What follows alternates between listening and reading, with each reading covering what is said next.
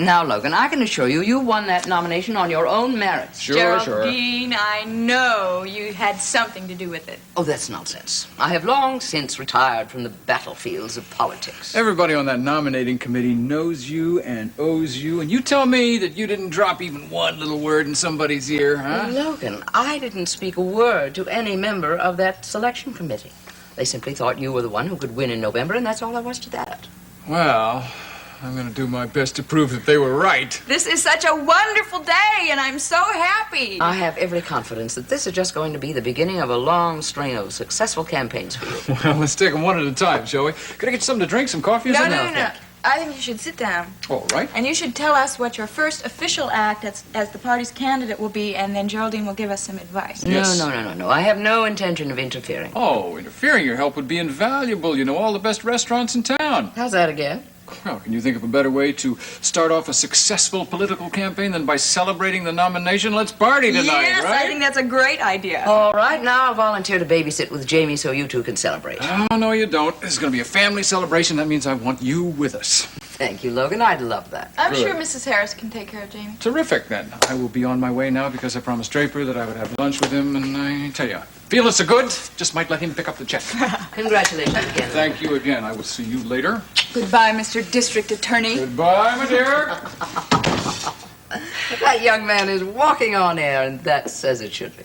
All right, Geraldine, Whitney, Saxon, I want the truth. About what? Don't look so naive. You haven't finished with politics. It's in your blood, and I know you had something to do with him getting that nomination. Raven, I didn't speak to one member of that committee. I don't believe you. No, it's the truth. It is. It's the truth. Of course, I did make a phone call to my dear friend, Mayor Findlay, just to suggest that he do everything possible to see that things turned out favorably for Logan. I knew it! Confidentially, Raven, the mayor told me that he met with some stiff opposition. It may be an uphill fight. Geraldine, with you on our side, Logan is bound to win that election. We all have to do our fair share, don't we?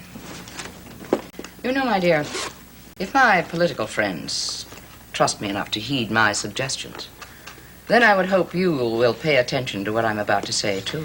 You have my undivided attention. Raven, don't do anything to spoil things.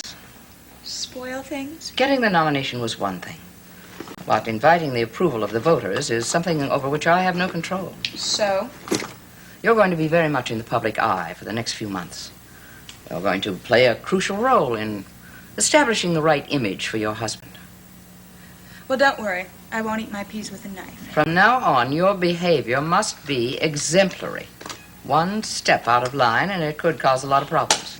What do you want me to do? Walk behind Logan at 10 paces and carry Jamie in one arm and a washboard in the other? No, all I'm suggesting is that you amend your social life. No more dining out alone and staying out till all hours of the night. I will do nothing to disgrace Logan. Raven, one single hint of scandal could be detrimental to Logan's chances. Now, please, don't be offended. I know how much this job means to Logan and to you. I hope you understand that this advice is offered with the very best of intentions. I know, you're just trying to help. But now, where shall we go tonight to celebrate? Well, I don't know. Why not someplace that's frequented by politicians? Wouldn't hurt Logan to start rubbing elbows with the right people. No. We can start campaigning tomorrow. Tonight, I want to have a good time. That sounds fine to me. Only, no dancing on the tables. We're going to go someplace. You've never been there before, but you're going to love it. So I will make 3 reservations tonight for the Unicorn.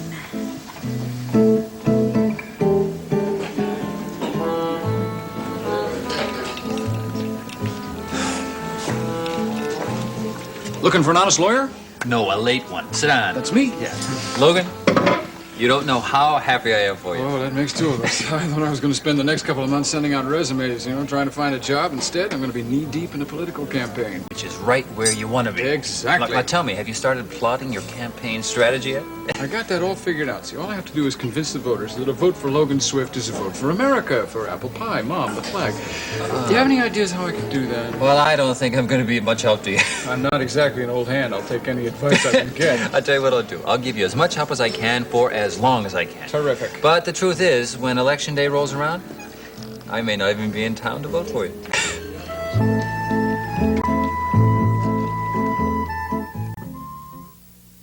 You son of a gun. Sure gonna miss you, especially now. Gee. Thank you. Look, I'll give you as much help as I can for as long as I'm going to be in town.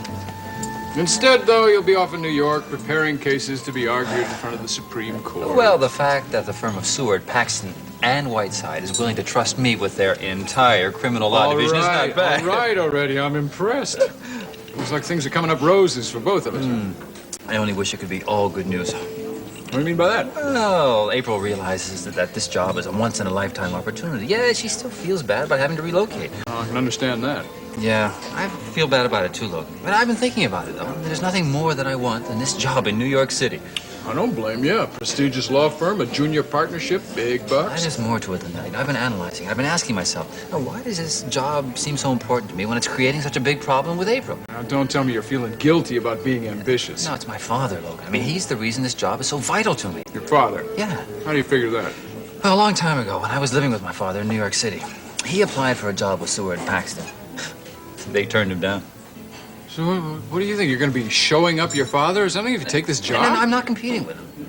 It's just that I remember how depressed he was when they turned him down, how much he wanted to be a part of that firm. And, even after the negotiations broke down, he still kept telling me what a fine, wonderful firm they were.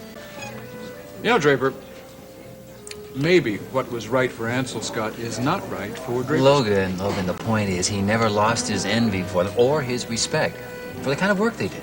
That rubbed off on me. You don't have to worry. You're a good lawyer. You're going to fit right in. Well, I like to think we're not going to know until I start practicing there.